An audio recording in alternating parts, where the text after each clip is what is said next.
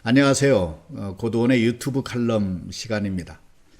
엊그제 9월 말 10월 초 위드 코로나 준비 작업 공개적 진행 가능 제목의 보도가 있었습니다. 매우 의미 있는 보도라고 생각합니다. 우리의 방역 지침이 좀 변화되는 조짐을 보이는 그런 보도입니다. 45일 동안 매일 1000명에서 2000명에 가까운 확진자가 생기고 있지만 지금까지의 그 차단의 방식이 아닌 새로운 방식으로 말하자면 위드 코로나로 가야 한다는 목소리가 점점 커지고 있는 상황에서 나온 보도입니다. 아시다시피 14세기 중기에 그 전 유럽에 대유행했던 패스트, 사람들이 까맣게 타들어가면서 죽는다고 해서 붙여진 이름이 흑사병이라고 하죠. 그 패스트도 하루아침에 사라지지 않았습니다. 1, 2년 사이에 사라지지 않았습니다. 2, 3년에 걸쳐서 전 유럽에 퍼졌고 3분의 1의 목숨을 빼앗아갔습니다. 이렇게 무서운 패스트도 몇백 년간 지속되면서 또 반복되었고 17세기가 되어서야 종식되었습니다. 그것은 수십 년, 수백 년 사람들과 함께 살았다는 것입니다. 코로나도 아마도 이런 길을 가지 않을까 생각합니다.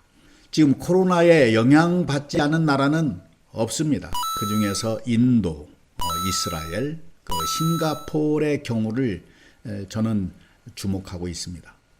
인도에서는 지난해 9월께 1차 유행이 발생했고 2차 유행기였던 올 5월 전후에는 하루 신규 확진자 수가 무려 41만 명을 넘기도 했습니다.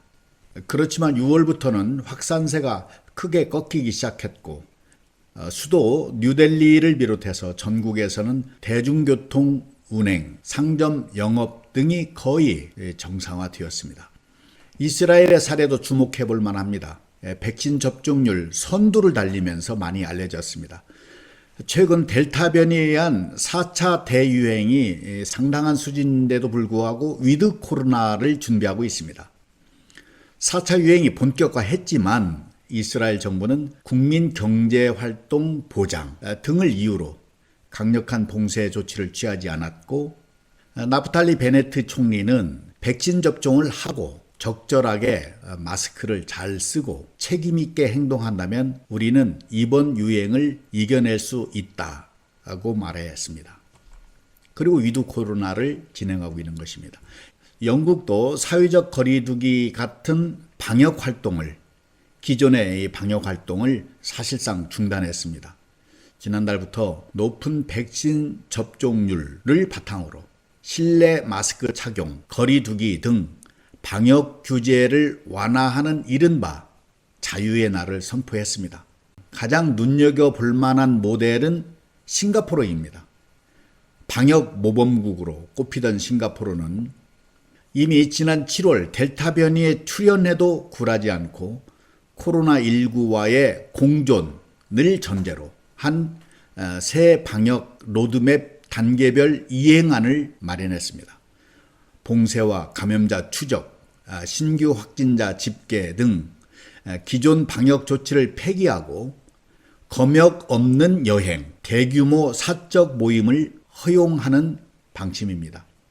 리세누 싱가포르 총리는 지난 5월 대국민 연설에서 코로나19는 종식되지 않고 독감이나 댕기열처럼 계절성 유행 감염병이 될 것이라고 말했습니다.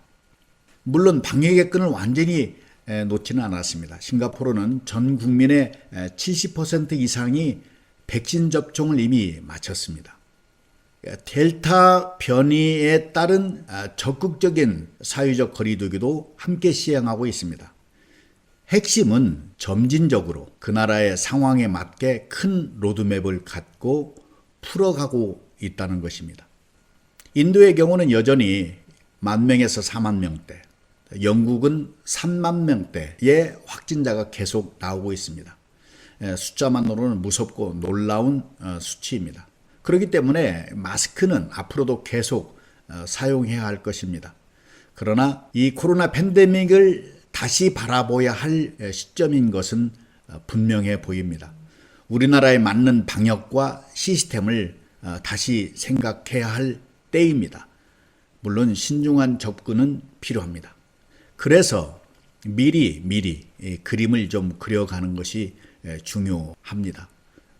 궁극적으로 가장 중요한 것은 역시 개인의 면역력입니다. 패스트로 유럽 인구의 3분의 1, 2분의 1이 사망했다는 것은 3분의 2, 2분의 1은 살았다는 뜻이라는 말씀을 드린 적이 있습니다. 그 개인 면역력을 바탕으로 조금씩 집단 면역력을 끌어올리는 것이 중요한 시점입니다. 위드 코로나 본격적으로 생각해야 될 때입니다. 앞으로 우리가 코로나를 어떻게 관리하느냐에 따라서 나라의 역량이 크게 달라질 것입니다. 지금까지 들어주셔서 감사합니다.